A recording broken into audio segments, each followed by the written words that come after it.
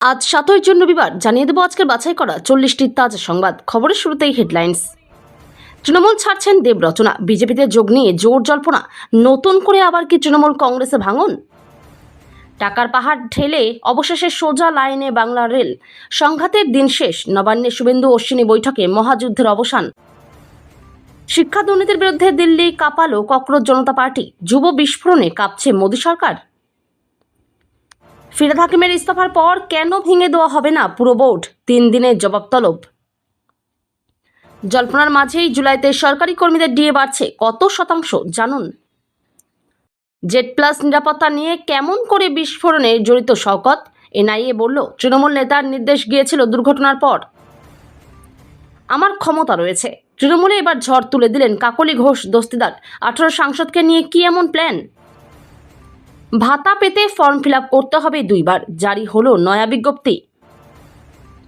প্রকল্পে আর দেরি নয়, 7 দপ্তরের হাতে 3 কোটি টাকার ক্ষমতা, বড় সিদ্ধান্ত নতুন সরকারের। কন্ডম বিতর্কের নাম জুড়ল তৃণমূলের দাপুটে প্রাক্তন বিধায়কের। বিছানা বালিশ ত্রিপলের সঙ্গেই মিলল প্যাকেট প্যাকেট। ভূতে লুটে খাচ্ছে রেশন, দুর্নীতির শিকড় উপড়াতে শুভেন্দু সরকারের স্ক্যানারে খাদ্যসাথী। 18 সাংসদ দল ছাড়বেন, জল্পনার মাঝে তড়িঘড়ি দিল্লি গেলেন অভিষেক। মমতার মাথায় হাত, নিজের দিকে থাকা এই 5 গুরুত্বপূর্ণ বিধায়কও এবার হাতছাড়া। জোর গুঞ্জন, কারা তারা জানেন? ইন্ডিয়া জোটে বড়সড় ধস, বাংলা তামিলনাড়ুর পালা বদলে এবার কোন পথে জাতীয় রাজনীতি?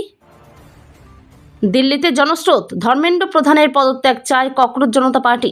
আন্দোলনে সামিল সোনম ওয়াংচুকও। সরকারি সম্পত্তি ধ্বংসে জিরো টলারেন্স, সিএ বিক্ষোভে ভাঙচুরের তদন্তের নির্দেশ শুভেন্দুর। মমতাদের সঙ্গে আছে কিন্তু বারবার একই ভুলের ইঙ্গিতপূর্ণ পোস্ট কুণাল ঘোষের।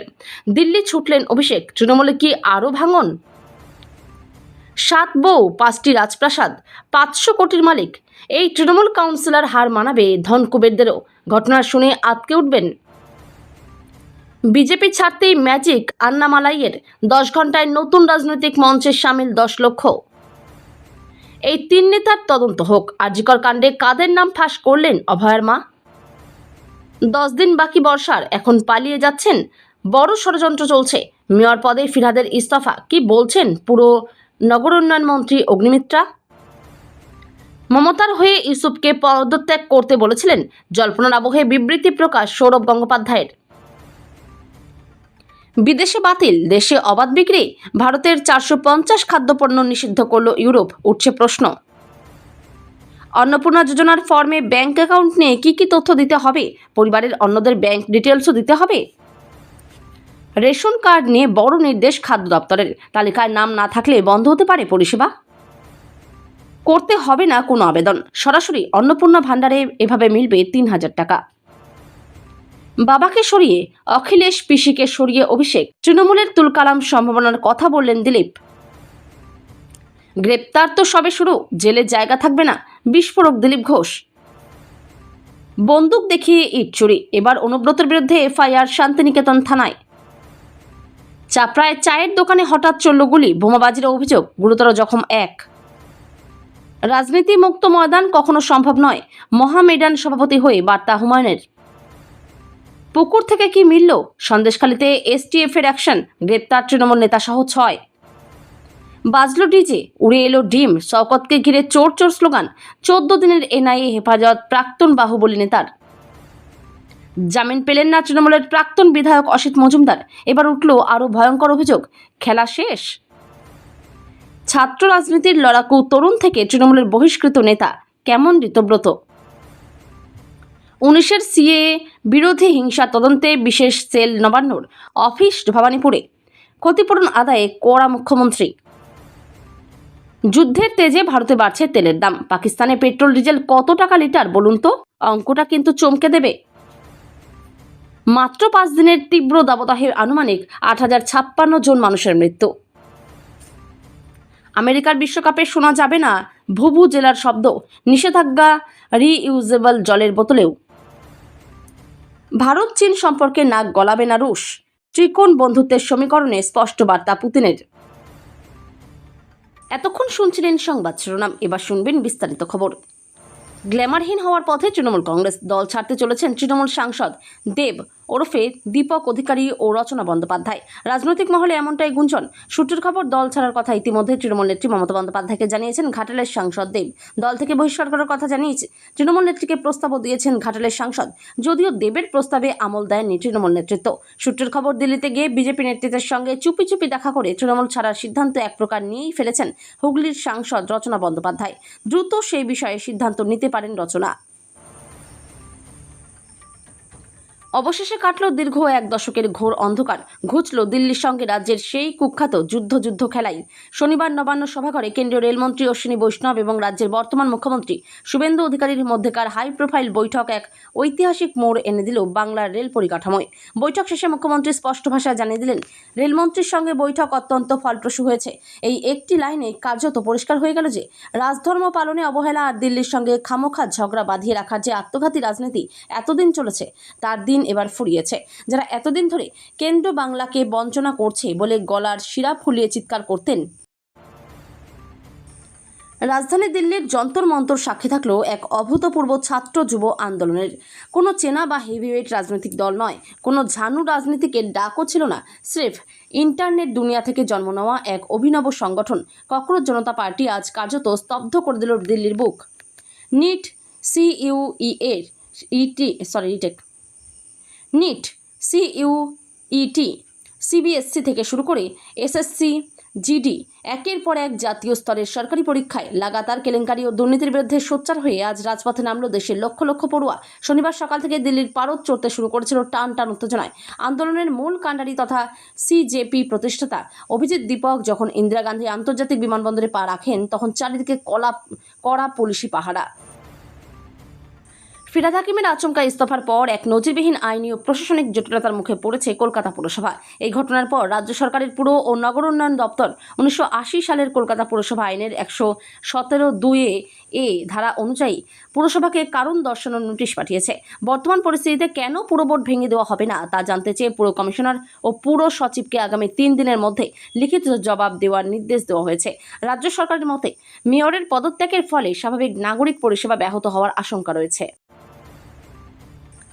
রাজ্যের ডিএ বর্তমানে চর্চার কেন্দ্রবিন্দুতে। সম্প্রতি নয়া মুখ্যমন্ত্রীর সঙ্গে রাজ্য সরকারি কর্মীদের সংগঠনগুলির বৈঠকের পর এখন সকলে বাজেটের অপেক্ষায়।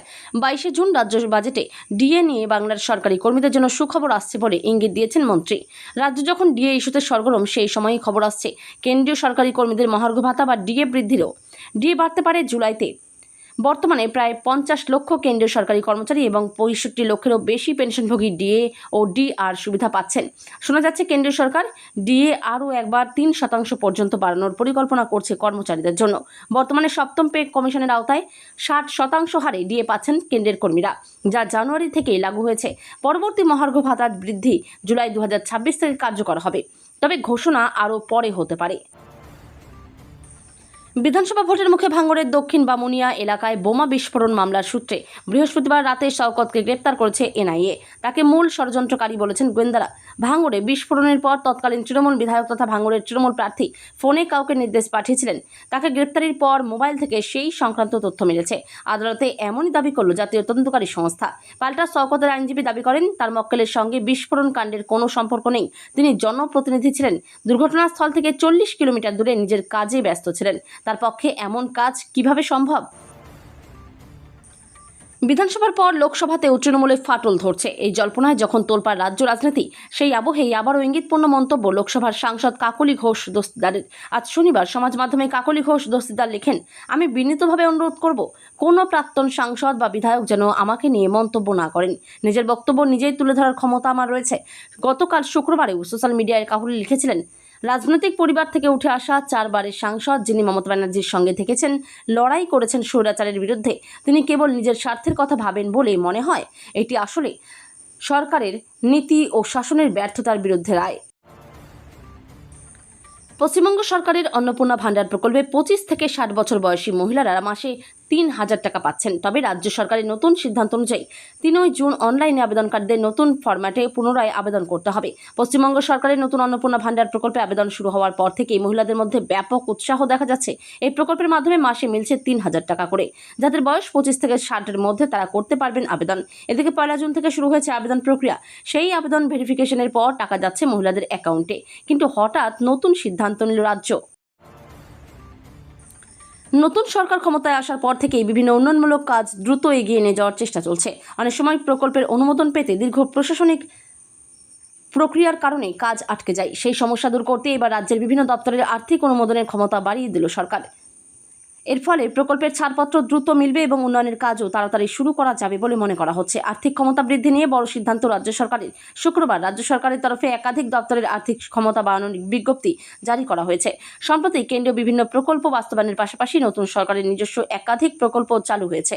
ফলে প্রশাসনিক স্তরে দ্রুত সিদ্ধান্ত নেওয়ার প্রয়োজনীয়তা বেড়েছে। প্রাক্তন বিধায়কের গেস্ট হাউসে মিলল কন্ডোমের প্যাকেট। তৃণমূলের জেলা সভাপতি তথা পাণ্ডবেশ্বরের প্রাক্তন তৃণমূল বিধায়ক নরেন্দ্রনাথ চক্রবর্তীর গেস্ট হাউস থেকে পাওয়া গেল কন্ডোমের প্যাকেট। বিলাসবহুল গেস্ট হাউসে হানা দেয় বিজেপি কর্মীরা, আর তাতেই পর্দাফাঁস। মিলল বিছানা, বালিশ ও কন্ডোমের প্যাকেট। এই ঘটনায় ইতিমধ্যেই বিতর্ক ছড়িয়েছে এলাকায়। এছাড়াও অফিস ঘরের গোডাউনে মিলল মজুত করা শয়ে শয়ে ত্রিপল, মশারি সহ আরও অনেক সরকারি জিনিসপত্র। স্থানীয়দের না দিয়ে সেগুলি নিজের অফিস ঘরে গোডাউনে রেখে দেওয়ার অভিযোগ স্থানীয়দের।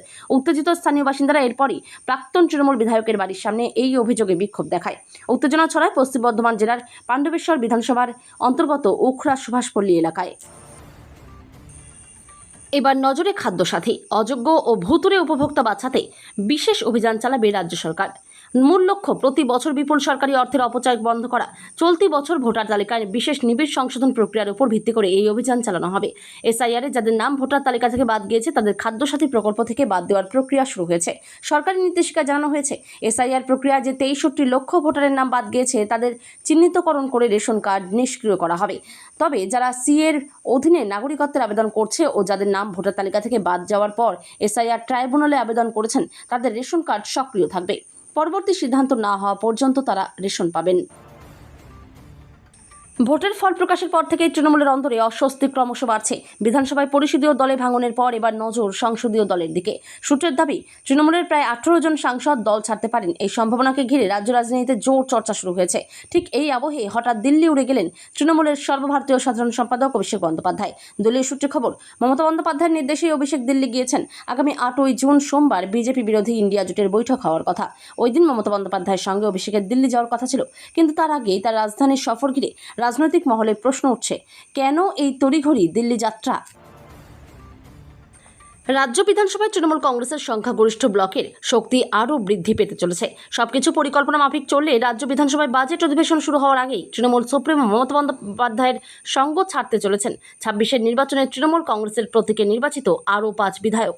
সূত্রের খবর, ওই 5 জন বিধায়ককে বিধানসভার বাজেট অধিবেশন শুরুর প্রথম দিনই দলের সংখ্যাগরিষ্ঠ ব্লকের সঙ্গে দেখা যাবে। আগামী 18 জুন বিজেপি সরকারের প্রথম বাজেট অধিবেশন শুরু হতে চলেছে। অন্যদিকে গত 6 এবং 19 মে কালীঘাটের বাড়িতে তৃণমূল বিধায়কদেরকে নিয়ে মমতা ব্যানার্জির বৈঠকে যে সমস্ত সিদ্ধান্ত নেওয়া হয়েছিল তার নথি শনিবার প্রকাশ করেছেন শোভনদেব চ্যাটার্জি। সেদিনের বৈঠকে কারা উপস্থিত ছিলেন এবং কারা সই করেছেন তা সবই দেখা হচ্ছে। দেশীয় রাজনীতির ময়দানে